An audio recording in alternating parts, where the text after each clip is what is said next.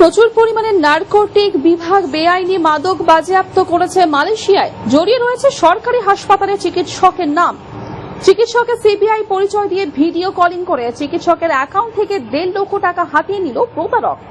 এমনই চাঞ্চল্যকর ঘটনাটি ঘটেছে নদিয়ার নবদ্বীপ মহেশগঞ্জ গ্রামীণ স্বাস্থ্য কেন্দ্রের চিকিৎসক গোবিন্দ গোপাল বিশ্বাসের অ্যাকাউন্ট থেকে। ঘটনার পর প্রতিনিয়ত ফোন আসছে আরো টাকা দেওয়ার জন্য। সেই টাকা দিলেই সিবিআই এর হাত থেকে নারকোটিক বিভাগের বাজেয়াপ্ত করা মামলা থেকে সুরাহা মিলবে। ঘটনার পর চিকিৎসক গোবিন্দ গোপাল বিশ্বাস কৃষ্ণনগর সাইবার ক্রাইম থানায় অভিযোগ সহ নবদ্বীপ থানাতে একটি লিখিত অভিযোগ দায়ের করেন। একই সাথে পুলিশের তৎপরতায় তার বিভিন্ন অ্যাকাউন্ট এবং সমস্ত রকম লিংক আপাতত বন্ধ রাখা হয়েছে।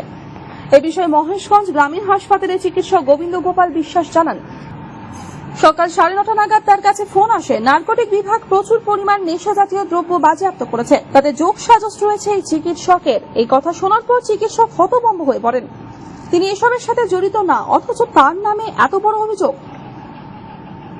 এই অভিযোগ থেকে সুরাহা মিলবে টাকা দিলেই। শুধু তাই না, তাকে কয়েক ঘন্টার মধ্যে দিল্লিতে গিয়ে সিবিআই দপ্তরে দেখা করার নির্দেশ দেওয়া হয়। এরকম ভাবে প্রবল চাপ সৃষ্টি করতে থাকে চিকিৎসকের ওপর। সেই চাপ সহ্য করতে না পেরে টাকা দিয়ে মুক্তির আশায় তার অ্যাকাউন্ট থেকে প্রথমে 1 লক্ষ, পরে আরো 50,000 টাকা ট্রান্সফার করা হয়। এরপর আরো টাকা দাবি করতে গেলে চিকিৎসক ভুল পিন নম্বর দেন। তখনই পেটিএম ব্লক হয়ে যায়। শুধুমাত্র সম্মানের কথা ভেবেই তিনি মস্ত বড় একটি ভুল করেছেন বলে জানান সরকারি গ্রামীণ হাসপাতালের চিকিৎসক। তড়িঘড়ি ছুটে আসেন নবদ্বীপ থানায়। নবদ্বীপ থানার পুলিশের সহায়তায় কৃষ্ণনগর সাইবার ক্রাইমে অভিযোগ জানানোর পর নবদ্বীপ থানাতে লিখিত অভিযোগ দায়ের করা হয়। অভিযোগের ভিত্তিতে গোটা ঘটনা তদন্ত শুরু করেছে নবদ্বীপ থানার পুলিশ এবং সাইবার ক্রাইম শাখা কৃষ্ণনগর পুলিশ জেলা। 80 কোটি টাকা একটা ব্যাংকে এইচডিএফসি বোম্বাই মানে মুম্বাই শহরে একটা শাখায় জমা করা হয়েছে, যেই ব্যাংক অ্যাকাউন্ট নাকি আমার নামে খোলা হয়েছে। আমি তো বলি এরকম তো কোনো অ্যাকাউন্ট খুললে তো আমার কাছে তো মেসেজ আসবে, বলছে এসছে, আপনি মিথ্যা বলছেন। না আসেনি, কিন্তু উনি বিশ্বাস করতে চান না। যাই হোক, তারপরে উনি ফোনটা দেন একজন সিবিআই অফিসারকে, এবং যাই হোক সেই সিবিআই অফিসার সম্ভবত নামটা অনিল, টাইটেলটা মনে নেই। উনি আমাকে জানান যে যাই হোক, যে আপনি বলছেন ঠিক আছে, আপনার কথা বুঝলাম, আমি স্যারকে ফোন করছি বলে উনি সিবিআই ডিরেক্টর পরিচয় দিয়ে একজনের সঙ্গে কথা বলেন, এবং সেই ডিরেক্টর বলেন যে খুব কঠিন কেস, এক্ষুনি দিল্লি আসতে হবে 2 ঘন্টার মধ্যে। কি করে সেটা সম্ভব? বলছি সেটা যদি সম্ভব না হয়, অ্যাকচুয়ালি আপনার যা মানে অ্যাসেট আছে, যে টাকা পয়সা আপনার কাছে আছে, মানে প্রায় যে টাকাটা আমার সেভিংস এবং স্টক মার্কেটে আছে, সেই টাকাটা ওনাদের নামে ট্রান্সফার করতে হবে।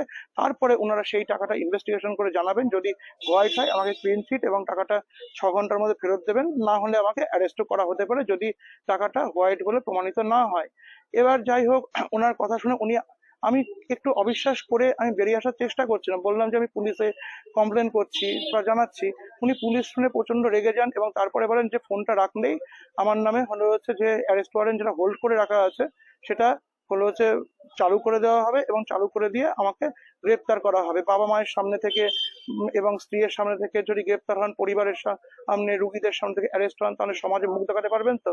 আমি তখন ভয়ে ওনার কথা শুনে আমি প্রথমে 1 লাখ টাকা দিই, তারপরে উনি আমাকে চাপ দিয়ে আরো 50 বার করেন, এবং তারপরেরটা আমি ভুল পিন নাম্বার দিয়ে কোনো রকম বেরিয়ে এসে আমি এসছি যে এই ব্যাপারটার জন্য সুরাহার জন্য থানাতে এসছি, জিডি করছি, সাইবারে কমপ্লেন করেছি। দেখা যাক ওনারা আমাকে কতটা হেল্প করতে পারেন। নদিয়া থেকে মাধব দেবনাথের রিপোর্ট, আনন্দ বার্তা।